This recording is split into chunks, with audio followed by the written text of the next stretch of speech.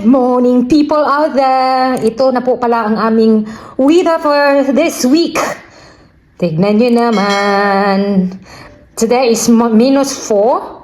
And then makikita nyo yan kung anong oras. Yan. So start sa 7. Tignan nyo naman 7. Tapos -7. Then ano na yan? Ito yung time na aalis ako 7. Then -6 at 8. Tignan natin sa hapon. Alas 2, alas 3. Okay lang to kasi -2 na. I-click natin tong Tuesday. Sunny day pero Diyos ko Lord. Tignan nyo ang 7 o'clock -7. 8 -6. My gosh. Ito na nga sinasabi ko sa inyo pero at least sa hapon nag-2 na siya. Yan ang chine-check ko everyday. Then itong Wednesday, my God, ito ang pinakamalala. Nakita nyo naman yan. -8, 7 o'clock. Wala pa si haring araw. 3 o'clock. At least -1. So hindi masyadong malamig. Tapos sunny day. Thank you Lord. And then sa Thursday, ay partly sunny day daw siya. At ay bumaba na siya ng konti -7, malamig pa rin to. Tapos -6 sa 8. Then dito sa hapon, tignan natin. Ay, okay lang. +1 na. So, okay pa yan. Pagka Friday, naku Lord. May snow siya. -2. Okay na ito. Kaya.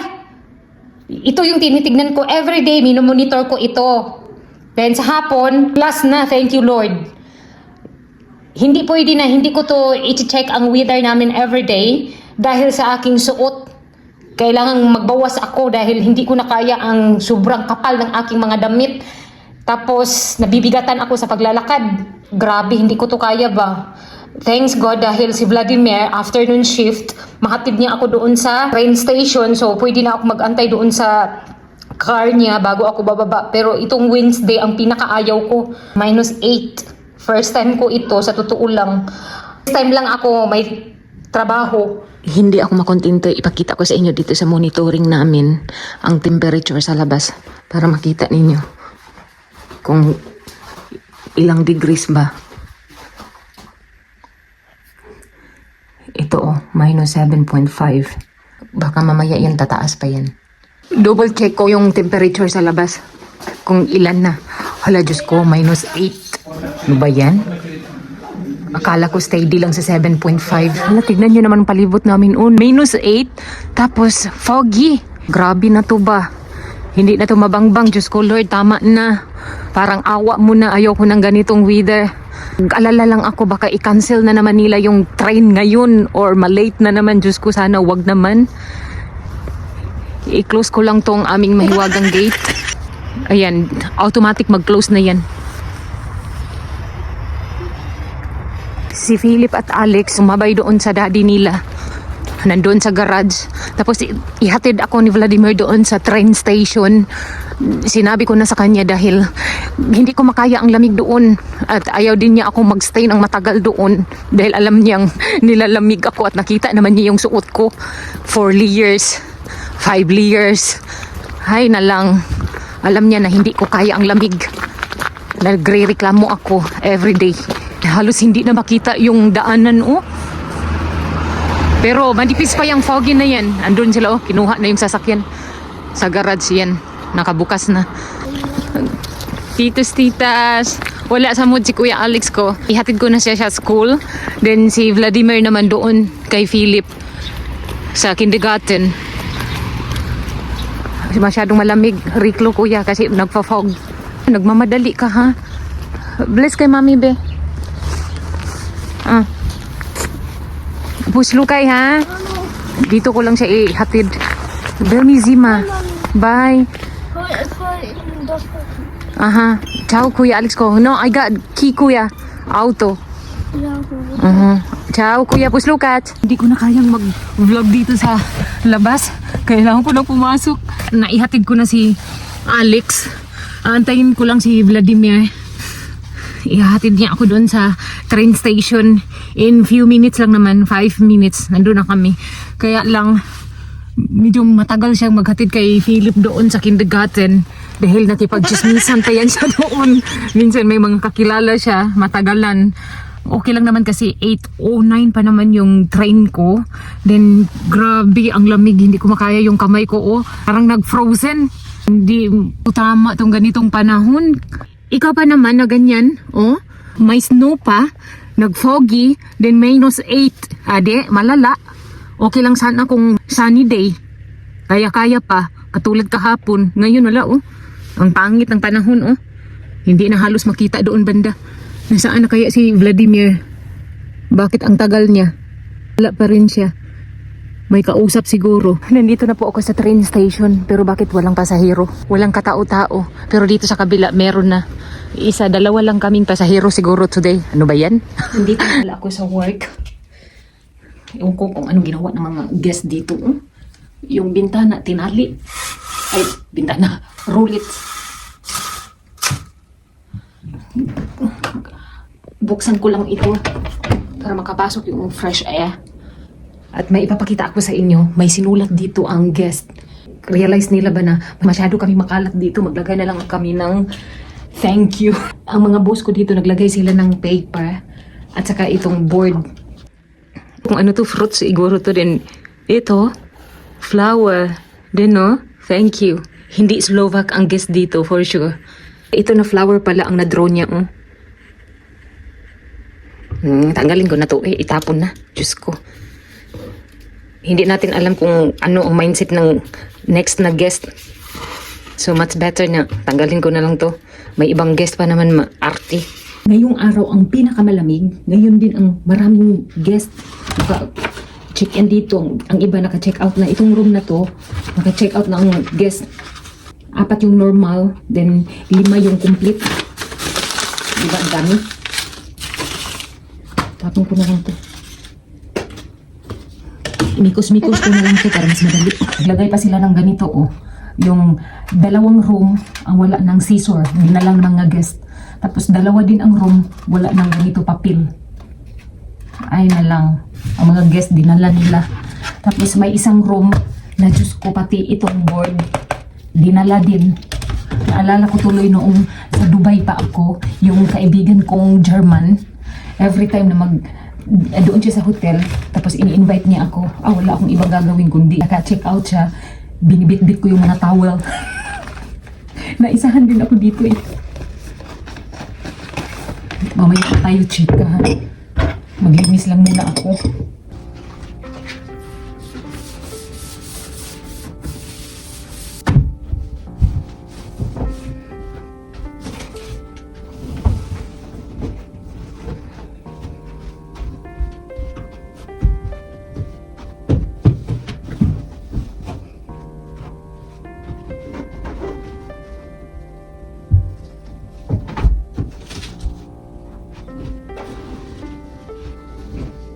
Ganito po ako mag-fold ng towel. Ganyan. Ganyan ang pag-fold ko, tapos baliktad. Then, i-fold ko ng kalahati dito. Then, saka ko na i-roll. O, diba? May style yung kanilang towel. Hindi ganito ang folding ng dating housekeeping dito. O, ganyan ang style. Maliit or malaking towel, ganyan ang pag-fold ko. Para mas maganda tignan. Wala kasi yung arte-arte yung ano nila dito ay towel. Naka-fold lang. That's it. At least man lang mabawi yung sira nilang mga drawer dito sa toilet.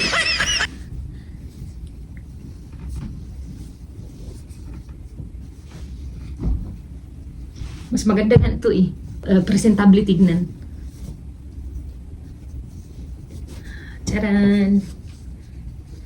Tignan nyo ang na-fold kong towel. Ganyan. Oh, di ba? Parang sobre lang, oh. Parang pang 5-star hotel. Nakachamba eh. Hi, thanks God. Tapos na ang duty ko today. Going to train station na pala ako.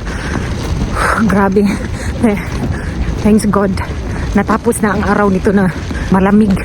Then bukas ulit, panibagong malamig na araw. Ay, lumabas naman si Haring Araw pero hindi kinaya. Sobrang lamig pa rin. Tapos mahangin pa. Ayun, masakit sa balat.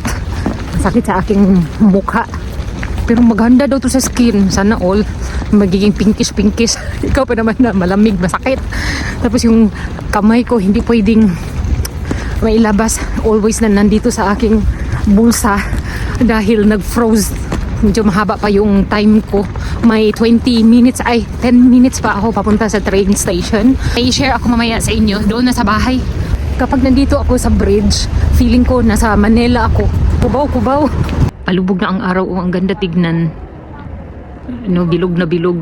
Dito na pala ako nag-aantay na ng bus. Tapos susunduin ko na si Philip. Nag-aantay na sila. Ang tagal naman itong magbukas. Inaantay din kasi niya yung departure time. Thanks God, nandito na ako sa kindergarten. Sunduin ko na si Philip. Kaya lang yung sinakyan kong bus, ang bagal magtatakbo ng driver. May kausap kasi siya sa phone eh. Busy din bunganga niya. Kaya one hand lang minamaniho. May binigay pa pala si Philip. I-translate ko na lang ito eh. Hindi ko din maintindihan eh. Di alam ko na kung i-extend ba ang winter break nila, Philip. Bless. Wow, gentle. Riklo na. Why I'm gentle? Ako, bayarin na naman. Diyo Tomas, Philip. Ha? Ay, Diyos ko, drawing. Akala ko, ano na naman yan? Pada, change. Philip Coriclo. Ang dami mo talagang kuskus balungos dudong. Ayaw na niya magbihis. Okay. Idimidom mo. No. Pada, change. Work titas. Okay na. Ukas? Marunong man yan siya, kaya lang matagal. Abutan kami dito ng 20 minutes. In 20 minutes? Ano ka na, Riklo? Abay. Mali. It should be 3 minuti eh. 3 minutes? Ano? Possible.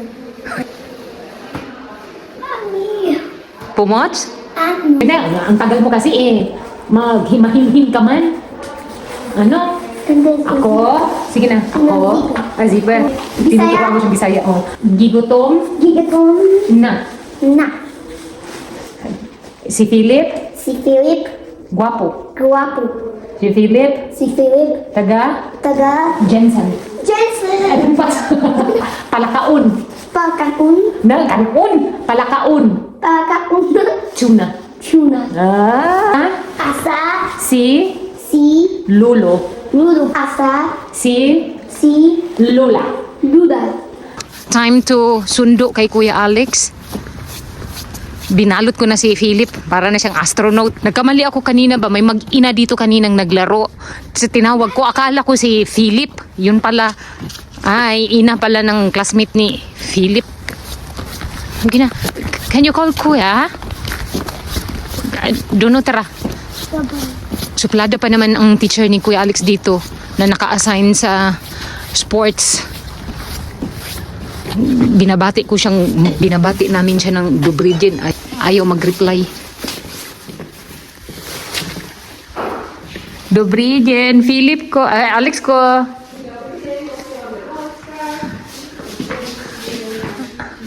Podsen. Prosim? Bivorni. Yan ang gusto mo eh. Ha? Prosim? Nini. Siya na lang nag-iisa dito. Naiwan lahat, umuwi na. Gidi mas, bunda. What? Mommy, you have a teddy bear. Gidi. Wow, peke ne. Kuya, on your face. Padang hindi mo. Tumataba ka na, Kuya Alex ba? Lumalaki na tiyan mo. Ugas bruko? Velki bruko? Like daddy? Ano? What is that? Yeah. Philip. Bless. Mommy, we want to watch a TV?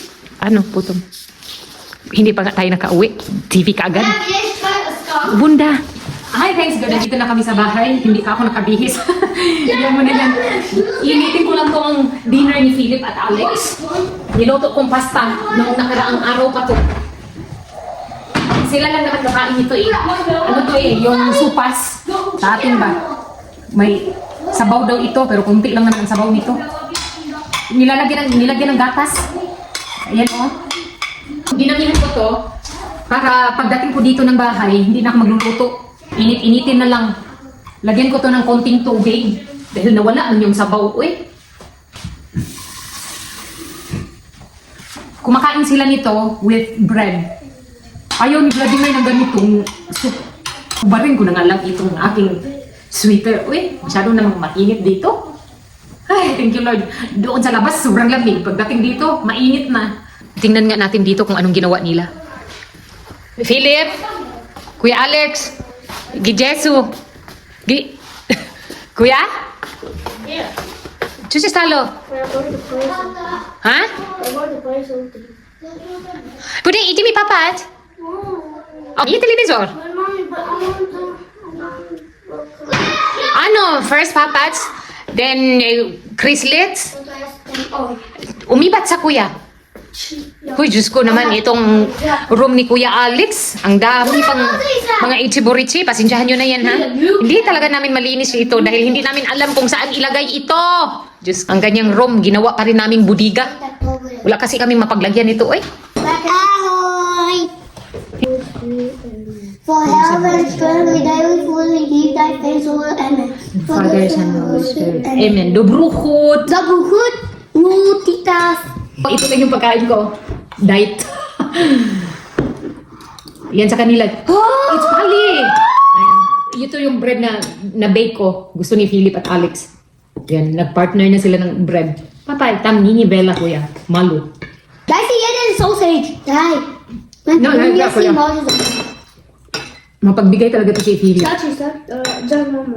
That's before ko pala iligpit itong aming Christmas tree, na nakatayo pa dito, oh. Hindi ko pa ito naligpit. Before anything else, kailangan ko lang ng pampalakas. Hindi mawawala ito sa akin.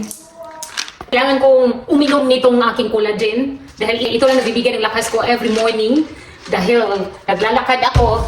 So, minsan naramdaman ko yung manhid ng aking mga binti, tapos ang sakit ng aking tuhod. Sa tulong ng collagen, nagiging malakas ako. Nagkamali ang taga-Aligro. Instead na super collagen, ang binigay sa akin is peptides. Medyo mahal ito. Kaya lang, walang nakalagay dito na joints. Siguro ang tira nito, hair, skin, and nails. Iba yung sa super collagen. Dahil 4 yung nandun eh. Joints, hair, skin, and nails. 6 times daily. Pero hindi ko to sinusunod ha. Hanggang 4 pieces lang ako nito per day. Dahil umiinom naman ako ng super collagen. Bago ko makalimutan ang lahat, ang i-share ko dapat sa inyo is yung expectation versus reality dito sa Slovakia. Dahil may nakausap po akong mga Filipino workers. May isa akong nakausap na ang sabi daw niya sa kanyang agency na ano lang daw, 8 hours ang duty niya. Tapos nasa hotel siya ngayon, taga-Trenchin. May conversation kami, tapos tinanong ko siya kung anong visa niya dito. Sabi niya, working visa daw siya kasi na-hired siya from Philippines. Akala ko nga na may asawa siya dito. Single pa pala siya. And yun na ang sinabi niya sa akin na ano daw, yung pinirmahan daw nilang 8 hours ay hindi sinunod ng agency at saka company. Alam nyo, nag-work siya ng 12 hours. Slovakia is part ng Europe tapos walang daya. Meron din pala. Yan din ang ine-expect ko dati. Akala ko din na hindi sila madaya. Okay? Nadismaya tuloy ako. At saka na-bad trip ako sa bansang ito. Akala ko pa naman ang mga European, hindi sila ganun sa mga employee nila. Lalo-lalo na sa mga Filipino. Ay, nagulat nga ako nung sinabi ng Filipino, no, ayaw ko na dito ate, gusto ko maghanap ng ibang trabaho. Gusto niya 8 hours lang. Ang malupit pa, yung overtime na yun, hanggang 8 hours lang sila dito, yung kapag lumagpas ka na doon, overtime na yun. Sinabi ko sa kanya na, di mas malaki yung ipon mo niyan kasi 12 hours. Ang ini-expect ko, bayad. Sabi niya, hindi din. Sabi ko, ha? Di, lugi ka na niyan. Sabi niya sa akin, kaya nga gusto kong lumipat ng company. Ang problema lang, hindi lahat ng company ay sinusunggaban yung mga working visa. Like sa akin na hindi mahihirapan yung company dahil yung visa ko permanent. Sa kanila kasi working visa medyo mahirap sa mga employer. Nagtanong ako kay boss kung ma-vacant sa hotel sa kasamaang palad, wala palang bakante. Si sir ay nagtatanong siya sa mga kaibigan niya, may business, kung may bakante ba, gusto din niyang tulungan yung Filipina na nagtanong sa akin. Sa mga gustong pumunta dito sa Slovakia, mag-isip na kayo. Di porket na part ito ng Europa, walang daya. Lahat ng bansa, meron din ganyan. Depende siguro yan sa company at saka agency. Nangyari din naman sa akin yan dati, noong OFW pa ako sa Dubai. Yun nga, ang pinirmahan sa kontrata, 8 hours lang. Eh bakit pagdating namin nga doon, naku, lumagpas, may overtime, TY lang. Minsan, binabayaran naman kung request ng company. Expectation na rin yun na may company talaga na hindi nagbabayad ng overtime kung hindi naman talaga kailangan. Minsan kasi yung mga employee, naghahangad din ng overtime para mas malaki yung sahod. Eh, wala tayong magagawa. Hindi ganun kadali magkaroon ng trabaho dito sa Slovakia. Ang sahod, maliit lang. Marami na kasi akong nakausap na mga Filipino workers dito sa Slovakia na ganun nga ang reklamo nila eh. Binihisan ko lang si Philip at Alex. Then magpatulong ako sa kanila dito sa Christmas tree na iligpit ito. And then, now ipagpatuloy ko yung chismis ko sa inyo. Ito lang sinasabi ko sa inyo, mas madali kapag nandito si Philip at Alex. Lalo na to, matulungin. Hello! Here, kuya. Distract ako sa dalawang to eh. Hindi ko napigilan yung sarili ko. Nagtanong ako sa kanya, bakit mo pinili ang Slovakia? Na maliit ang sahod dito. And then sabi niya sa akin, kasamahan ko na nag-apply daw sila dito pa Slovakia. Ang iniisip daw niya, at least iba naman daw, Europa. Then sabi ko, ano ngayon? Sabi niya, oo ngayon. Nagsisi talaga ako. Dahil napunta ako sa bansang ito na ang mga kasama ko, ang yabang daw. Akala mo naman kung magaling. Kasi ano siya, chef siya sa isang hotel na doon na-assign sa bundok din. Ito pa ang i-share ko sa inyo. Diba may trabaho na ako dito. Mostly, ang mga boss dito, lalo na kapag mga Slovakian, parang wala silang tiwala. Lalo na katulad nating Filipino. May ipapakita ko ako sa inyong example na ginagawa nila sa akin. Everyday ito, from Monday to Friday. Minsan nakakainis, pero pinipigilan ko yung aking sarili. Kung kayo lang ang nasa sitwasyon ko, siguro magreklamo kayo. Pero sa akin, tiniis ko na lang. Sinusulat nila yan, ayan. Which is, alam ko na kung ano ang gagawin ko everyday. Kahit na mali-mali yung mga spelling, ginagawa talaga nila yan. Kahit na sinabi ko na doon sa isa kong boss na, relax lang. Dahil alam ko naman yan, trabaho ko yan. Pero hindi pa rin nila nag-gets. Daily routine na isa din sa ugali nila ay sigurista. Parang nasa isip nila na dapat matapos mo ang oras na ito na magawa mo lahat ang pinapagawa namin. Wala pa silang idea about Filipino. Isang boss ko, sinabihan ko siya na natapos ko na kahapon yung binisan ang elevator. Parang hindi siya naniwala sa sinabi ko. Kaya sinabi na lang niya sa akin, okay. Pero hindi pa rin niya tinanggal doon sa listahan ang elevator. Kaya hinayaan ko na lang. Yung mga expectation nyo dyan, nako, mag-isip-isip na kayo ha. Kaya tanggapin nyo na lang kung ano yung ibibigay sa inyo.